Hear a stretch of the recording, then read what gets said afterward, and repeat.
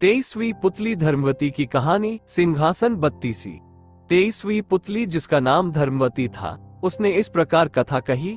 एक बार राजा विक्रमादित्य दरबार में बैठे थे और दरबारियों से बातचीत कर रहे थे। बातचीत के क्रम में दरबारियों में इस बात पर बहस छिड़ गई कि मनुष्य जन्म से बड़ा होता है या कर्म से। बहस का अंत नहीं हो रहा था, क्योंकि दरबारियों के दो गुट हो चुके थे। एक कहता था कि मनुष्य जन्म से बड़ा होता है क्योंकि मनुष्य का जन्म उसके पूर्व जन्मों का फल होता है।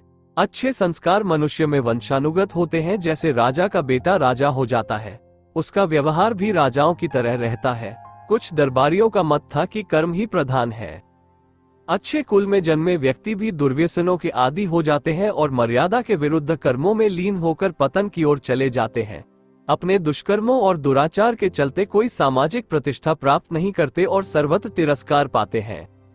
इस पर पहले गुट ने तर्क दिया कि मूल संस्कार नष्ट नहीं हो सकते हैं। जैसे कमल का पौधा कीचड़ में रहकर भी अपने गुण नहीं खोता, गुलाब कांटों पर पैदा होकर भी अपनी सुगंध नहीं खोता, और चंदन के वृक्ष पर सर्पों का वास होने से भी चंदन अपनी सुगंध और शीतलता बरकरार रखता है, कभी भी विषैला नहीं होता।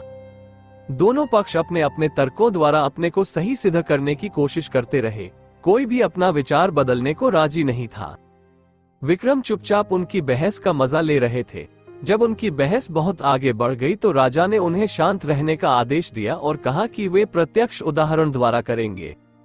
उन्होंने आदेश दिया कि जंगल से एक सिंह का बच्चा पकड़कर लाया जाए। तुरंत कुछ शिकारी जंगल गए और एक सिंह का नवजात शावक उठाकर ले आए। उन्होंने एक गर्रिये को बुलाया और उस नवजात शावक को बकरी के बच्चों के साथ साथ पालने को कहा। गर्रिये की समझ में कुछ नहीं आया, लेकिन राजा का आदेश मानकर वो शावक को ले गया।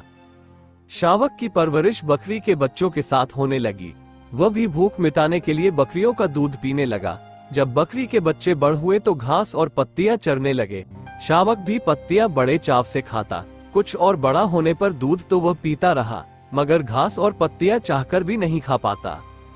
एक दिन जब विक्रम ने उसे शावक का हाल बताने के लिए बुलाया तो उसने उन्हें बताया कि शेर का बच्चा एकदम बकरियों की तरह व्यवहार करता है। उसने राजा से विनती की कि उसे शावक को मांस खिलाने की अनुमति दी जाए, क्योंकि शावक को अब घास और पत्तियां अच्छी नहीं लगती हैं। विक्रम ने साफ मना कर दिया और कहा कि सिर्फ दूध पर उसका पालन पोषण किया जाए। गर्रिया उलझन में पड़ गया।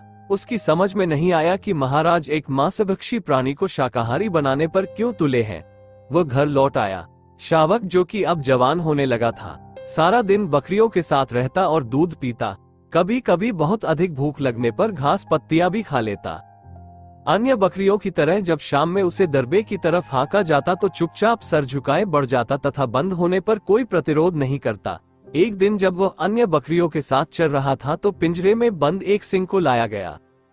सिंह को देखते ही सारी बकरियां डरकर भागने लगी तो वह भी उनके साथ दुम दबाकर भाग गया। उसके बाद राजा ने गर्रिये को उसे स्वतंत्र रूप से रखने को कहा। भूख लगने पर उसने खरगोश का शिकार किया और अपनी भूख मिटाई।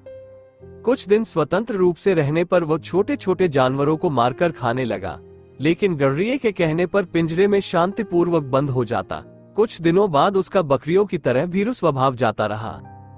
एक दिन जब फिर से उसी शेर को उसके सामने लाया गया तो वह डरकर नहीं भागा। शेर की दहाड़ उसने सुनी तो वह भी पूरे स्वर से दहाड़ा। राजा अपने दरबारियों के साथ सब कुछ गौर से देख रहे थे। उन्होंने दरबारियों को कहा कि इंसान में मूल प्रवृत्तियां शेर के बच्चे की तरह ही जन्म से होती है। अवसर पाकर वे प्रवृत्तियां स्वतः उजागर हो जाती हैं, जैसे कि इस शावक के साथ हुआ। बकरियों के साथ रहते हुए उसकी सिंग वाली प्रवृत्ति छिप गई थी, मगर स्वतंत्र रूप से विचरण करने पर अपने आप प्रकट हो गई। उसे ये सब किसी ने नहीं सिखाया, लेकिन मनुष्य का सम्मान कर्म के अनुसार किया जाना चाहिए। सभी सहमत हो गए, मगर एक मंत्री राजा की बातों से सहमत नहीं हुआ। उसका मानना था कि विक्रम राजकुल में पैदा होने के कारण ही राजा हुए, अन्यथा 7 जन्मों तक कर्म करने के बाद भी राजा नहीं होते। राजा मुस्कुराकर रह गए। समय बीतता रहा। एक दिन उनके दरबार में एक नाविक सुंदर फूल लेकर उपस्थित हुआ।